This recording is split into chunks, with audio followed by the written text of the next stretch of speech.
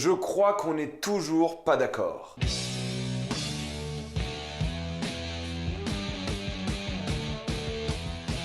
Star Wars 1, la menace fantôme. Contrairement à d'habitude, je pense que vous avez tous vu Star Wars, la menace fantôme, du coup, il n'y aura que des spoilers dans cette vidéo. Pour ceux qui connaissent la chaîne, vous savez très bien que j'ai déjà fait des critiques de Star Wars 1, 2, 3, mais je suis pas vraiment satisfait du format que j'ai employé à l'époque. Vraiment, je trouve que la vidéo était un peu trop courte, parlait pas assez de choses, et j'ai vraiment envie de développer un peu plus sur la prélogie, parce que je ne l'aime pas du tout. Et l'objectif de cette vidéo est de vous expliquer pourquoi je n'aime pas la prélogie. Il y aura aussi le 2 et 3 avant la sortie de Star Wars épisode 9, comme ça je peux reparler de ces films avec le nouveau décor, le nouveau format, etc. Je pense qu'on est tous d'accord pour dire que Star Wars épisode 1 était sûrement le film le plus attendu de l'histoire du cinéma. Ça serait comparer beaucoup de films évidemment, mais continuer l'une des trilogies les plus emblématiques du cinéma 20 ans plus tard allait provoquer énormément d'attentes, et on a tous vu des documentaires, des reportages de l'époque avec les gens déguisés, les gens qui faisaient la queue pendant des heures, bref, c'était l'un des films le plus attendus je pense, et je pense aussi l'une des plus grosses déceptions de l'histoire. Comme beaucoup de personnes, j'ai découvert Star Wars 1 quand j'étais un gamin, je sais pas, 4-5 ans, j'ai vu le 2 au cinéma, puis le 3 aussi au cinéma, mais globalement j'ai découvert Star Wars en étant gamin, et quand j'ai regardé le film en étant gamin, j'ai adoré. D'ailleurs l'épisode 1 était mon préféré de la saga, mais bon, j'étais gamin, j'ai pas vraiment le même état de réflexion que maintenant, évidemment. Star Wars 1, c'est le syndrome du film qui est techniquement impeccable, que ce soit les effets spéciaux, les décors, la direction artistique, la musique, vraiment rien à redire, on va en parler bien évidemment dans cette vidéo, mais au niveau du scénario, fait tellement de bêtises, fait tellement d'erreurs qui rendaient vraiment magique la première trilogie et qu'on n'a jamais réellement retrouvé dans ce film-là. Et le truc, c'est que le film commence vraiment bien, j'adore les scènes d'introduction des films Star Wars avec les vaisseaux, tu vois la relation entre Obi-Wan et Qui-Gon Jinn, tu vois la force des Jedi, on t'introduit aux droïdes, à la fédération séparatiste. Bref, c'est une bonne scène d'introduction qui est vraiment bien foutue, que ce soit au niveau des effets spéciaux, tu vois la nouvelle technologie qui a été employée, tu vois les nouveaux effets de sable laser parce qu'à l'époque ils étaient beaucoup moins bien faits, et tu vois évidemment les Jedi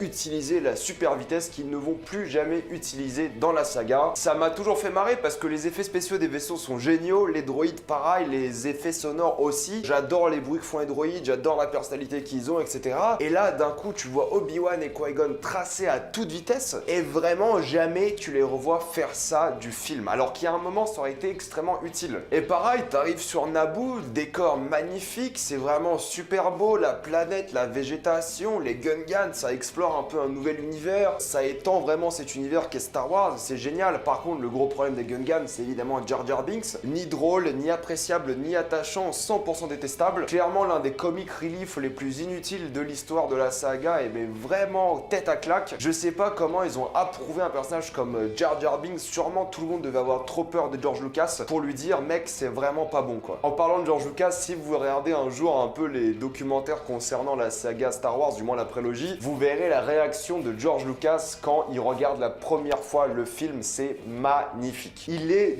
dégoûté quoi, même lui il sait qu'il a fait un film de merde. Je crois que le pire c'est le visage du producteur, alors là c'était absolument magique, ils ont compris qu'ils ont échoué. Parce que le problème de George Lucas c'est que ça a jamais été un excellent metteur en scène. L'épisode 4 est bien mis en scène, ouais pourquoi pas, mais l'épisode qui est vraiment bien mis en scène de la saga Star Wars c'est évidemment l'épisode 5, et c'est pas du tout George Lucas qui l'a réalisé. George Lucas, moi je l'ai toujours dit, excellent businessman, mais vraiment excellent, par contre metteur en scène, c'est pas le cas. Bon scénariste, pour le coup, il a fait vraiment des bons films, Indiana Jones, la trilogie Star Wars, pourquoi pas, mais en tant que metteur en scène, il a vraiment déconné avec l'épisode 1 parce que c'est une bouillie d'effets spéciaux vraiment pas appréciable, et je pense que l'une des scènes les plus emblématiques de cet échec des effets spéciaux, c'est évidemment la scène sous-marine, où nos personnages ne sont jamais inquiets, du coup t'as un moment où t'es censé stresser parce qu'ils sont quand même poursuivis par des monstres géants sous l'eau, mais il y a un gros poisson qui mange le petit, puis un autre gros poisson qui mange le petit, c'est des montagnes russes mais sans l'excitation, il y a juste Jar Jar Binks qui s'excite sans raison et c'est juste insupportable. C'est là que George Lucas il a pas compris comment utiliser des effets spéciaux dans ce film. Il l'a très bien fait dans la trilogie originale, pourquoi pas, mais là il a juste mis d'un fond vert derrière ces personnages là avec un Jar Jar Binks complètement maquillé, et il a jeté des effets spéciaux, même les acteurs s'en battent les couilles. Vous allez me dire mais oui, Qui-Gon et Obi-Wan c'est des Jedi, ils sont relax, c'est normal, non mais ok d'accord, mais quand t'es un spectateur cette scène ne sert sert à rien. Pourquoi avoir une scène avec des monstres sous-marins si elle n'est pas du tout excitante? T'as une scène quand même sous l'eau avec des monstres géants et il n'y a aucune excitation, c'est juste une scène avec des effets spéciaux pour faire kiffer les enfants et puis c'est tout. Et il faut évidemment parler un peu du jeu d'acteur. Les gens sur Naboo, que ce soit Padmé ou mais vraiment tout le monde, aucun jeu d'acteur monotone au plus haut point alors qu'ils viennent de se faire envahir par une armée séparatiste. Franchement, si on se faisait envahir en France, on aurait peut-être une réaction un peu plus disproportionnée, mais là pas du tout. Ils sont calmes, c'est chill, c'est qu'une invasion. Oui, normal. Et c'est le problème des jeux d'acteurs, même Ewan McGregor dans ce film-là, rien du tout. Il est complètement monotone, il joue à absolument rien. Et son personnage, Obi-Wan, ne sert à rien dans ce film. Que ce soit ici sur Tatooine, il n'y a qu'à la fin où il aide à combattre Dark Maul, mais sinon il est complètement inutile, il faut l'admettre qu'il ne sert à rien. Et il n'y a aucun développement de personnage, on sait pas d'où il vient, on sait pas qui c'est juste l'apprenti de Qui-Gon Jinn, et puis c'est tout, c'est son seul trait de personnalité. Qui-Gon Jinn, lui, pour le coup, je trouve qu'il est très bien interprété par Liam Neeson, il y a une sorte de sagesse un peu, on va dire, mesquine, dans le sens où il aime pas trop les règles Jedi, il a vraiment une vraie personnalité, c'est ce qu'on appellerait un Jedi gris, et on le ressent plutôt bien dans le film, et c'est plutôt bien développé, c'est un bon personnage, mais tout le reste, franchement, il n'y a pas grand chose. Padmé, pour le coup, c'est assez sympa parce qu'elle a une personnalité du sens où elle se déguise en une conseillère ou une servante et elle rejoint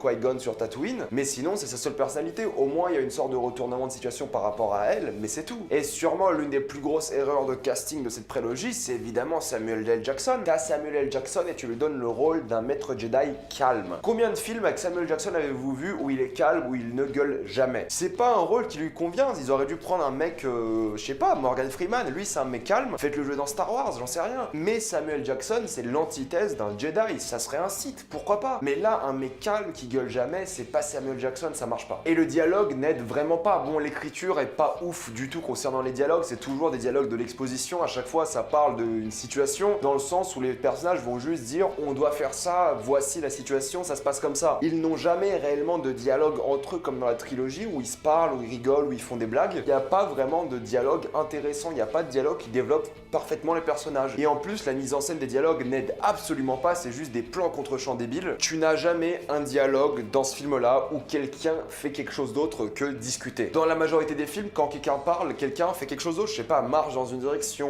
range une chambre. Là, chaque fois que ça parle, c'est champ contre champ et puis c'est tout. C'est ça le problème, c'est que niveau mise en scène, la prélogie Star Wars, il y a rien du tout. Les seuls moments bien mis en scène, c'est les scènes où il y a vraiment que des effets spéciaux, parce qu'il y a d'autres contraintes et c'est plus simple peut-être pour George Lucas de bosser avec des effets spéciaux. Mais quand il s'agit de diriger des acteurs, il y a rien du tout et c'est problématique. Mais pour le coup, George Lucas est plutôt bon à créer une mythologie, à créer une sorte de background à son film. Il introduit plein de nouvelles races aliens, il introduit une course, il introduit plein de différentes choses qui créent vraiment la mythologie pour la saga. Mais quand il s'agit des dialogues, un truc aussi simple que ça marche vraiment pas. Et diriger des acteurs, on en parle du petit Anakin, l'un des pires acteurs du film, vraiment le pauvre, il s'en est pris plein la gueule l'acteur, mais il est juste pas bon. Alors c'est pas une raison de le critiquer, évidemment, mais c'est juste pas un bon acteur dans le film et il est vraiment détestable, il joue pas bien du tout et c'est pas un personnage que t'as envie de suivre. La seule scène vraiment touchante et où le jeu d'acteur est correct, c'est quand il dit au revoir à sa mère, mais puis c'est tout. Le reste, il a vraiment aucune émotion, il est juste monotone, il y a rien du tout. Le seul bon acteur du film, c'est Liam Neeson, parce qu'il joue un rôle de sage et ça correspond parfaitement à son personnage. Le reste, ils sont juste pas en accord. On te dit quand même dans le film qu'Obi-Wan est impatient. Où est-ce que t'as vu qu'Obi-Wan est impatient dans ce film? Vraiment, dites-le moi. Le jeu d'acteur ne le montre pas du tout. Et c'est dommage, j'aime bien retourner sur Tatooine. Franchement, c'est un bon délire. Il y a un marché, tu vois plein de différents aliens, personnages, la course, le speeder, je trouve ça plutôt cool. Pour parler de la course, je trouve qu'elle est plutôt bien faite, elle est dynamique, mais pour un seul tour. Là, c'est super long, il y a 3 tours différents, ça devient super répétitif, c'est toujours la même chose. Il y a un alien qui se fait détruire, il y a un alien qui se fait saboter, il y a un alien qui se fait tuer, etc. C'est méga répétitif et c'est excitant uniquement pendant un tour. Et c'est ça qui est vraiment dommage. Ça aurait été intéressant d'avoir un tour extrêmement intense où Anakin a failli mourir, plutôt que d'avoir 3 tours sur l'endurance, sur la durée. Et non, ça marche pas, je trouve. C'est l'une des meilleures scènes du film, mais je trouve ça beaucoup trop long. Pendant qu'Obi-Wan reste dans un vaisseau, il ne sert à rien du tout, il se tourne les pouces, c'est vraiment dommage. Tout ça en échange d'une excuse bidon, reste avec la reine, t'inquiète. Ouais, bon, d'accord. Au moins, les aspirations d'Anakin sont vraiment bien faites, je trouve. Il veut vraiment libérer les esclaves, il veut créer une société meilleure pour le coup. Cette thématique d'esclaves, elle est vachement intéressante en plus. Il y a encore des esclaves dans la galaxie et les Jedi ne peuvent vraiment rien faire. J'adore ça qu'on ait des Jedi, les gardiens de la galaxie pour le coup, qui doivent protéger, sauver la galaxie et ils ne font rien face à des esclaves. Ça, c'est un truc intéressant qui n'a pas été assez exploité, je trouve. Pourquoi est-ce que les Jedi ne peuvent pas intervenir? On n'en sait rien. Et c'est le problème du Conseil Jedi, c'est qu'on sait pas ce qu'ils foutent tous assis là, quoi. On dirait qu'ils sont tous assis là et ne font jamais rien. rien, je trouve ça dommage. On aurait dû les voir donner des missions intéressantes à quelqu'un d'autre, un peu étaler cet univers du Conseil Jedi. On sait pas trop à quoi servent les Jedi au final dans le film. On sait juste qu'il y a un ordre Jedi, les Jedi sont à leur apogée, les Sith n'ont pas vécu pendant un millénaire, mais que font les Jedi? On voit concrètement jamais un Jedi faire quoi que ce soit dans le film. Il faudra attendre les films d'après pour voir quelque chose, mais on sait pas quelles sont leurs motivations, on sait pas quand est-ce qu'ils peuvent intervenir ou pas, on n'en sait rien et c'est dommage. La seule fonction qu'ils ont, c'est diriger les autres Jedi sur des objectifs qu'ils n'ont pas forcément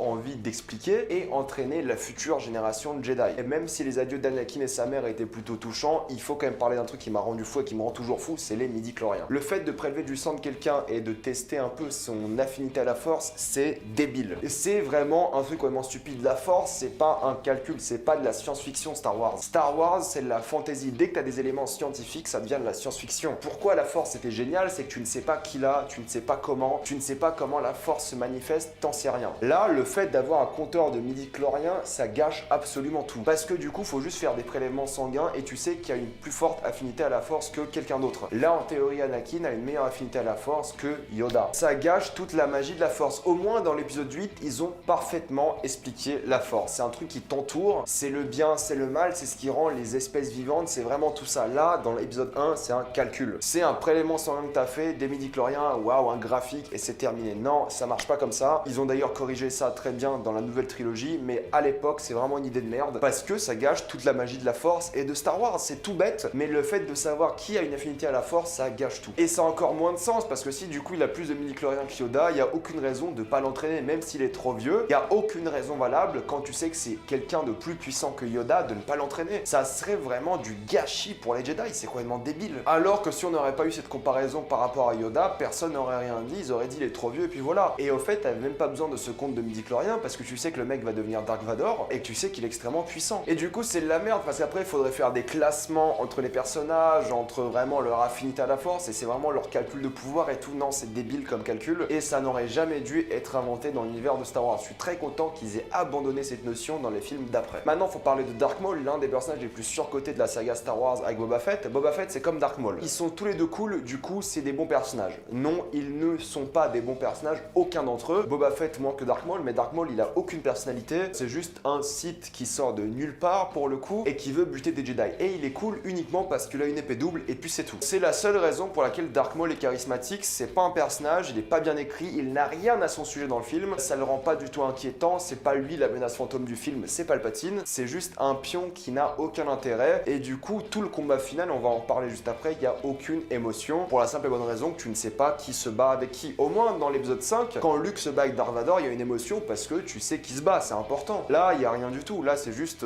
un pion qui se bat contre deux Jedi, c'est tout. Mais on va en redébattre juste après. Au moins, quand on arrive sur Coruscant, j'aime bien les design de Coruscant, c'est un peu Manhattan en version de l'espace, c'est plutôt cool, pourquoi pas. Mais c'est là que les gamins vont arrêter de regarder le film. Pourquoi? Parce que ça parle de politique et c'est nul. C'est vraiment débile parce que ce qui se passe dans la politique de Coruscant est absurde. Donc la Fédération a envahi Naboo, très bien, soit, et ils disent devant le Parlement Galactique qu'il n'y a pas eu d'invasion et ils demandent même d'envoyer un vaisseau pour vérifier. Qui serait une chose assez bête de sa part parce que s'ils envoient un vaisseau, ils pourraient évidemment voir qu'il y a une invasion. Ils ont pas de vidéo sur Naboo, genre envoyer un lien web, un truc, je sais pas, j'en sais rien. Prouver qu'il y a une putain d'invasion, c'est facile à prouver et du coup les séparatistes veulent envoyer une sorte de commission pour vérifier. L'excuse qu'il y a à ça, c'est que la commission serait forcément corrompue parce que tout le Conseil Galactique est corrompu. Mais ça, c'est l'excuse de Palpatine. Donc c'est Palpatine qui manipule un peu Padmé pour lui faire penser que tout le Conseil Galactique est manipulé et corrompu afin de demander un nouveau vote et de remplacer le chancelier. Donc c'est évidemment Palpatine qui manipule tout le monde. Mais le truc, c'est que s'il y avait un seul putain de vaisseau qui aurait été envoyé sur Naboo ou une seule personne, le plan de Palpatine serait tombé à l'eau, tout simplement. Ils auraient vu qu'il y a une invasion, ils auraient envoyé quelqu'un, ça aurait été réglé. Le chancelier serait resté en place et tout. Donc ça tient tellement à rien du tout que son plan fonctionne. Ça tient juste à la débilité du conseil à ne pas envoyer un putain de vaisseau pour vérifier. Parce qu'on ne sait pas réellement s'ils sont corrompus, c'est peut-être un mensonge de Palpatine, et c'est sûrement la seule nuance qu'il y a, c'est le fait de pas réellement savoir. Mais ça aurait été réglé juste en vérifiant l'invasion, c'est tout. Ils auraient vu les 1 milliard de vaisseaux autour de Naboo, non, qui font un blocus. C'est comme si demain il y a un blocus des États-Unis sur la France, et l'Union Européenne dirait non, il y a rien, on n'a rien vu. Envoie un voilier pour regarder s'il y a des bateaux, envoie un avion, prend une photo, quelque chose, j'en sais rien, c'est pour ça que ça marche pas. Il y a un défaut logique mais inhérent et en plus de cette logique qui marche pas, c'est juste chiant. Ils sont en train de parler de l'entraînement d'Anakin qui vont pas le faire, il n'y a pas vraiment d'explication pourquoi. Là, ils expliquent jamais pourquoi c'est trop vieux, juste ils disent c'est trop vieux. La politique c'est chiant, t'as Qui-Gon et Obi-Wan qui se discutent, bref, on s'ennuie quoi. La seule thématique politique dans ce film-là, qui sera beaucoup plus expliquée dans les films d'après, c'est un peu la corruption et la manipulation, mais c'est trop léger quoi. Ou tu parles de politique sérieusement, t'as un peu de nuances, etc. Ou t'en parles pas du tout. Là, ils auraient juste pas dû en parler, je pense. Ils auraient juste dû dire qu'il y a un blocus, que personne ne veut aller vérifier, et ça donne une motivation à Padmé de se révolter et de demander un nouveau chancelier. S'ils refusent le fait de envoyer une commission pour vérifier, ça aurait eu plus de sens, parce que du coup, il y aurait eu de la vraie corruption, il y aurait eu de la vraie manipulation, mais là, vu qu'ils demandent d'envoyer une commission, ça n'a pas de sens. Après, l'une des belles scènes de ce film, c'est quand Yoda explique l'acheminement pour arriver au côté obscur. La peur mène à la colère mène à la haine mène à la souffrance, et la souffrance mène au côté obscur. C'est une belle scène qui explique vraiment comment ça fonctionne, comment tu passes de bon à méchant, mais sinon après, ce qui se passe, c'est qu'on retourne sur Naboo. Et alors là, Naboo, je déteste. C'est l'un des pires climax de film que j'ai vu, c'est beaucoup trop. Oui, il y a le retournement de situation par rapport à Padmé qui est la reine, blabla, c'est cool, sympa, mais là, il se passe 4 choses complètement différentes. D'un côté, t'as Anakin qui va détruire le vaisseau séparatiste avec ses talents au pif parce que c'est un bon pilote, pourquoi pas, c'est un enfant qui détruit tout ça, ok, d'accord, pas de souci. Mais pendant que ça se passe, il se passe aussi que Padmé essaie de retourner